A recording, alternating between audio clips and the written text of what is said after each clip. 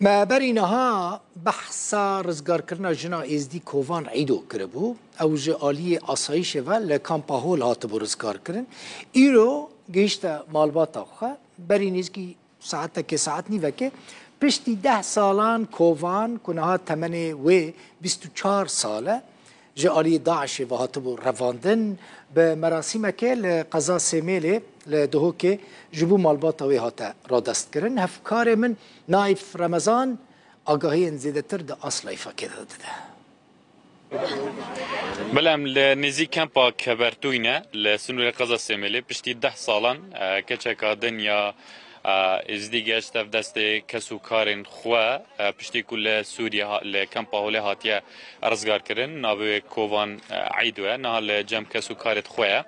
ام دیگل اوا خشکاوه کو اوجی به همان شو برینا هات رزگار کردن و کووان افکچه و اوجی براوه کو هر براوه و هر وصا خشکاوه جی برینا هات لدست داعش بنو هاتینا رزگار کردن ام دیگل وانا گفتگوی که بکین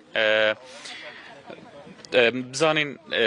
اف چند بوك خشكاوة دست داعش دا چه وها ترز خدي 10 سالا قرتي ما تشتاق جاي نزان يعني اخبارك ويجين نبو بشتي هاتين يعني فاجئين يعني قالك شعورك خوش بوها كهات يعني كنجي وزاني رزقار كريا چه وها ترزقار خدي سورة وي هاتنو يعني قالك كيف ما يعني ما بهور نذكر يا ملكي ما يخوش بو وكا يعني فرحك قالك خوش بو شمال بادا کس ما دست داعش هم بسرش نوکه داكو بابي من دست داعش دنا وجن بابا منا تشتكي جنينا خشكا كامنا قرتي ومالا ما متقرتينا تشتكي جن زاننا يعني جلك هدونا دست ايوه لم همك هدون دست داعشيرا ما همه نوكه چند هاتينا چند خلاص بينه خدي ما شاء الله قالك مالا ما هاتينا بس نيفجيت قرتينا جي ايوه ليد مالا ما همه هاتنا تمام بس خوش كوفان اهلا بيك في بين اهلك بس احكي لي سول شلون كان وضعك هناك؟ والله وضعي مو زين كان هناك زۆر خراپ بوو بەڕاستی زۆر خراپ بوو و لە ڕووی دەرونیەوە کێشێکی یەکجار زۆر گەورەمان هەبوو تەنانەت ڕقمان لە خۆمان بووە بەهۆی ئەوانەوە دوای ئەوەی کە ڕزگارت بوو ئێستا داوا چییە هەستت چۆنە؟ داوا دەکەم مافەکانم بگەڕێنرێتەوە مافی برام ئیبراهیمیش بگەڕێتەوە بەم شتانە تەنیا ئەومە داواکاریەکانم یەکینەی پاراستنی ژنان ئێمەیان لەناو کەمپەکەدا ڕزگار کرد دواتر هاتووی نەحەسەکە و بۆ ماڵی ئێزیدیەکان لەوێ مامەوە دواتر کەس و کارەکەم هاتن منیان وەرگرتەوە و ئێستا گەیشتومەتە ئێرە گرنگترین داواکاری چییە بۆ حکوومەتی هەرێمی کوردستان داوا دەکەم بچمە ئەڵمانیا هاوکارم بن من و براکەم ڕەوانەی ئەڵمانیا بکەم چکە برایەکمان دڵشاد هەیە لەوێ ناتوێت لێرە بژیت ناو کەمپەکان نەخێر نامەوێت بژیم لێرە شفت أي واحد من أهلك هناك؟ كسكر كان يخوض كسك يعني كتيكي أزيدي لو بيني نخير نبيني كسب نبيني سباستك براوجي بهما شو برينا هاد برزقار كرن طبعا جا مالباطوان أني وكيوانا قلت لك هدبنا دست داعش و حتى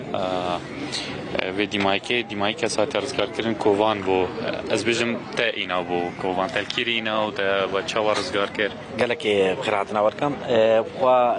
تسليمي جماعة الحفالة أبو بابا كيوان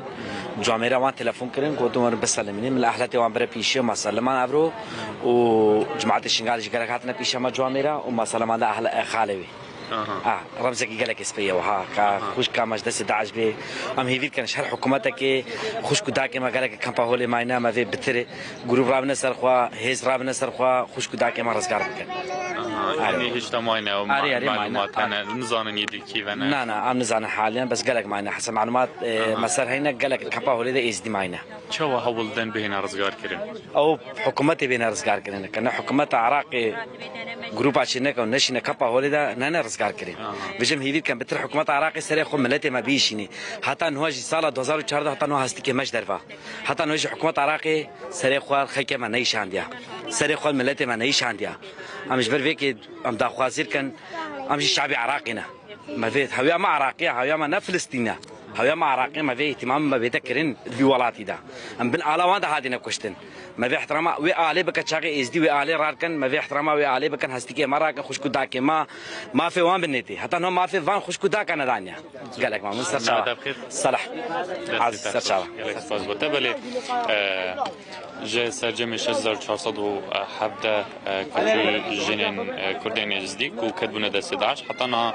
3575 هاتنا رزقار كرنا ودي جي هشتا بيسر شوينه